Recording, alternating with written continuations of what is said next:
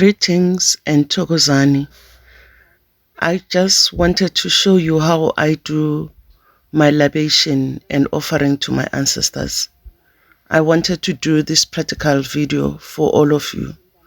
It's in the evening. I'm outside under the tree of the ancestors. That was a snake that I use in communicating with the ancestors. You would say in opening the doors for them to come forth. I would call upon their names from my maternal side and my paternal side to come forth because I want to speak to them. Of course, I will tell them my name. Then I will take water and pour it down. Again, I will pour it for my maternal side and my paternal side. As I pour the water, as we have seen, my hands have changed from left to right. I would communicate with them. I'll tell them who I am and also take a sip from the same water that I'm giving to them and showing them this is life, what they are drinking, what I'm offering to them. I'm also myself drink from the same cup with them because I am them. I represent them on earth today. I would continue to say they must come, but I want to communicate only with those that have pure hearts, those that are good. I would call upon all of them to come and show them and come during my dreams, my visions. I'll also take a hot, we call it a hot or a gin, and pour it down as well. Continue calling them to say they must come forth and take their drink, their favorite drink. And I would also pour it in my mouth, and also, as you see, this is how I also continue to show them it's not killing, but I'm communicating with them. It is something that they used to drink.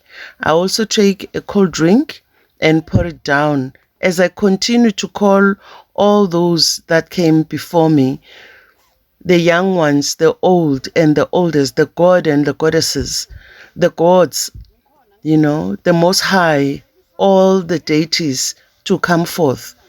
Some of my ancestors love wine.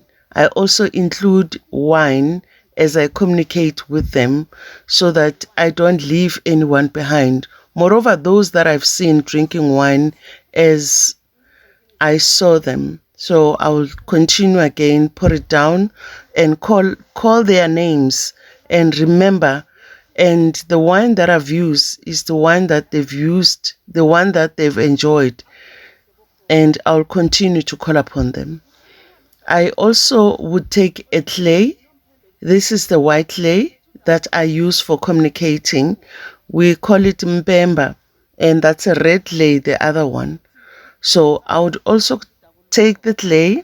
You need to take this clay provided you are clean internally and externally, your mind, your thoughts, because pouring it down, and as I speak, as I crush it down, the powder goes down. These are the bones of our ancestors. I will call them and ask them to come forth because I need to communicate with them. I need to ask questions. There are things that I need them to guide me on. So I'll continue to speak to them. And I take the red clay as well and also continue to speak to them and bringing them forth and ensuring that they can hear me. They can recognize the red clay, that it's part of their body, bodies, if you may say. So I'll continue as I crush it down using my fingers and speaking to them, calling upon their names from ancient time, from places, from the four corners of Africa, from the south, the east, the west, the north, up above the sky, below. I also tell them that I have fruits, I've prepared fruits, I've prepared eggs, and all this set up. I've set the table for them the way they would love it. I would want them to come forth so that we are able to talk, so that they're able to come and enjoy. Those that may not be closer, I request for those that are closer, because this is part of my altar and my shrine.